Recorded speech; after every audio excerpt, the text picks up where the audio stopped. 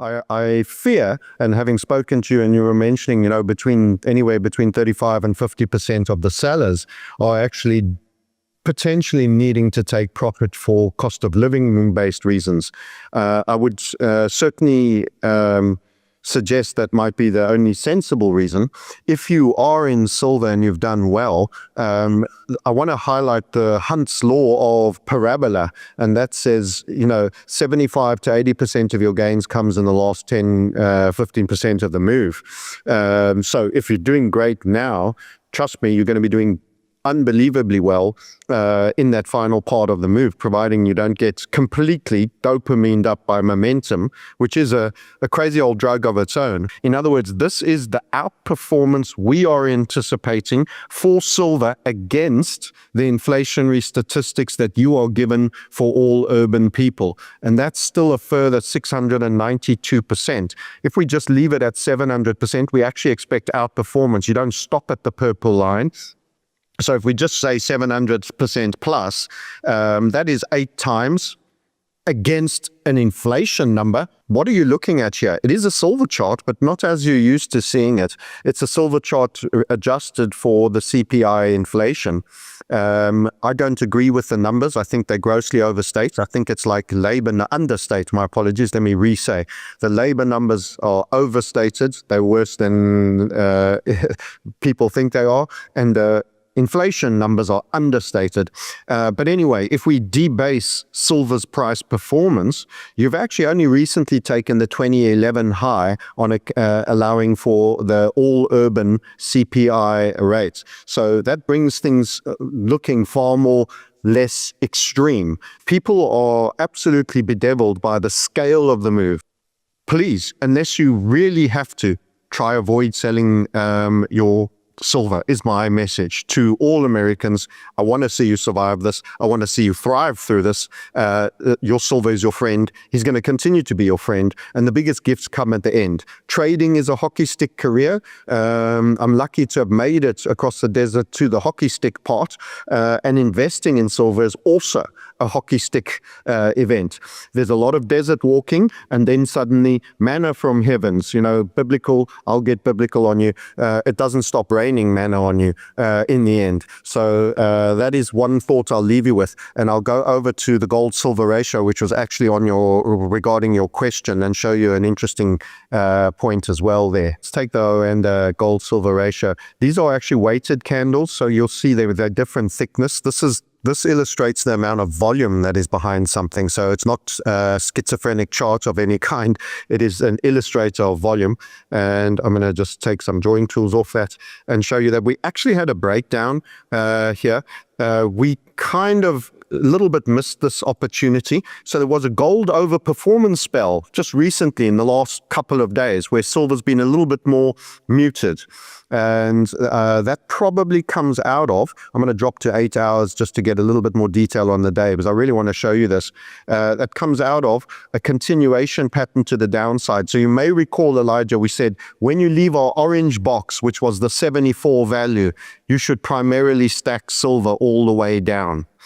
So previously, when we were staying in the containment zone, keep having a 50-50 a little of gold and silver, and then you pivot primarily silver. That is our counsel to ourselves. Analyst Francis Hunt is making a pretty striking case for silver. He's saying we're not looking at a typical bubble like 2011. This is a physical shortage crisis where industrial giants, think Samsung, are starting to panic buy because they simply can't secure the metal they need for manufacturing. What's fueling it? Miners are holding back supply due to margin hikes, which tightens the market further. Adjusted for real inflation, silver just broke its 2011 high, and Hunt projects a staggering 692% more upside. Once you make a target, typically you get pushback and you fail to make any new ground. And this is illustrating, and this is very short time frame, by the way, but we're able to maximize our wealth. We've done exceedingly well this year and last year. as trading as well as investing. We turn that profit into stack. And this is one of the examples of how you could have biased for gold during this period and just taken some of the green out of your accounts for your silver entries that we've been enjoying all the way down here in the gold silver ratio. So we are actually in a little bit of a holding period in and around the 49 and a half through to the 52s, 53s on the gold silver ratio. And we might pause here a bit. So gold has overperformed. Silver slightly during the spell. Overall, we're going in staircases down. This was another period where you had some gold overperformance. Gold silver ratio, single digits for us, single digits, and you may have a shocking spike on overreaction for a short spell that can go even deeper than the 9.9s that single digits represents. So that's Goldman's trading with the gold and silver ratio. And we've got so much more to come, which just tells you this market isn't over. This isn't, the crypto bros Bitcoin bull market where you don't even get, 6 months of favorable movement. So we have to accept that silver is still more volatile generally than gold. That's going to remain the case. But here's my take relative to 80 and 2011, the 2 years you mentioned. This is going to be a far larger move in nominal terms, the dollar, and it's going to be far more sustained at its previous highs move. In other words, even after whatever turns out to be a pullback and setup will be sustained at a far larger period. So people's ability to time and exit will maybe not be as critical. I still think with the volatility, it helps to have technical analysis, and that's why I'm in here. But nonetheless, you're not going to get the complete washout but down to $4 that you had post the 50 run in 1980, for example. And here's my reasons why. The 1980 run had speculator, my namesake, by the way, bunker hunts, chasing up the silver market. So there was a degree of cornering, but there was supply, and they chased it and they were stacking. And once they got broken, that supply came back in. This is not, and this is the irony, you've actually had a lot of margin increases recently, and you've got to understand the difference between what's driving the move. Is it a horde of retail traders with too much leverage forcing a short squeeze by charging in FOMO buy? Or is it a shortage of actual silver above ground and industrial businesses that absolutely must have silver taking delivery on a far grander scale, concerned about their ability to control and have inventory of an absolutely non-negotiable input, such as in your device, how many ounces silver? Now you're knocking out a few 100,000 going on millions of Samsungs of many different models. You cannot have the device, and as a percentage of cost, it's still not huge on the actual device cost, but you have to have it, even if you're paying 5 times for it. And 5 times the cost of the silver in this device, okay, the device goes up 20%. People will have to eat that. That'll be called inflation. But in fact, it's symbolic of all the debasement of fiat currency, its buying power, and the fact that we're now getting a violent re-rating for multi-decade suppression and a shortfall.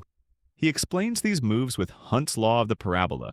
75 to 80% of the gains come in the frantic last 15% of the move. He also sees the gold/silver ratio collapsing to single digits and calls platinum cheap gold at half the price. The kicker? The margin hikes meant to cool speculation are backfiring. They're strangling miner supply, not retail demand.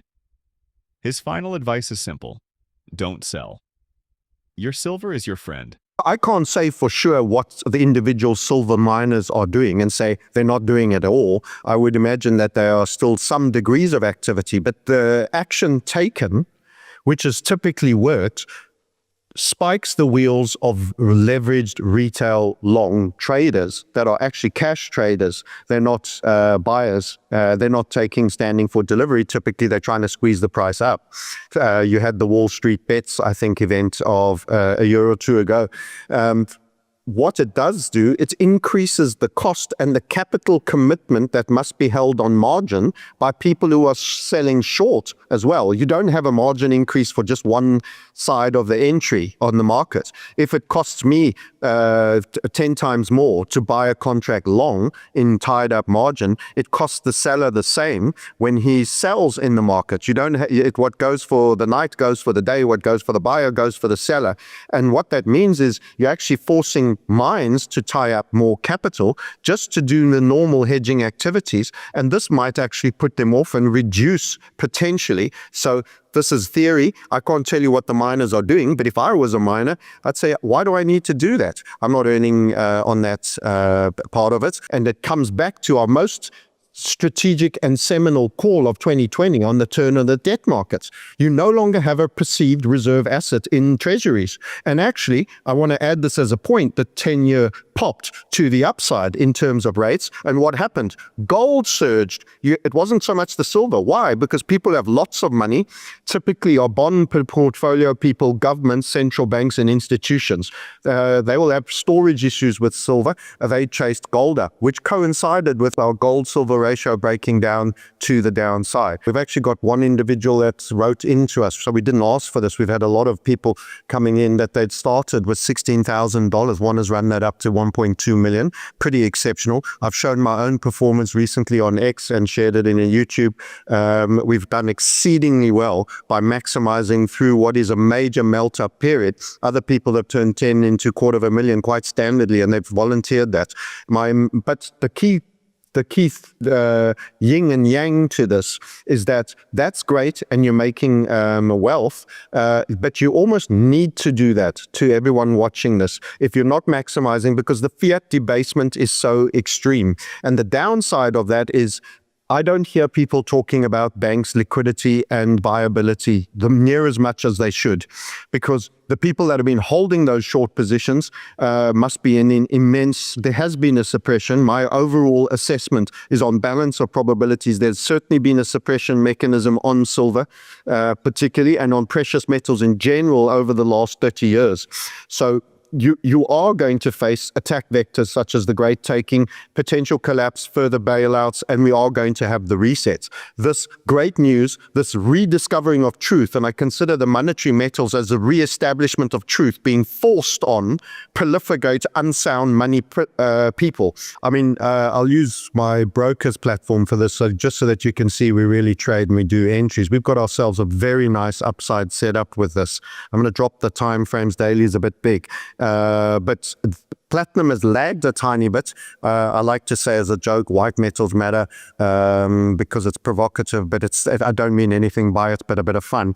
But they are matching now over the yellow man. We've just had a good spell of our gold, the king fiat, and I think we're going to have platinum outperforming, and we've been stacking entries. So you can see from a trading perspective, we've been stacking entries immensely here. All my stops are now in there, couple of extra late ones. They're all now in the money as we're breaking out, even these not so great entries.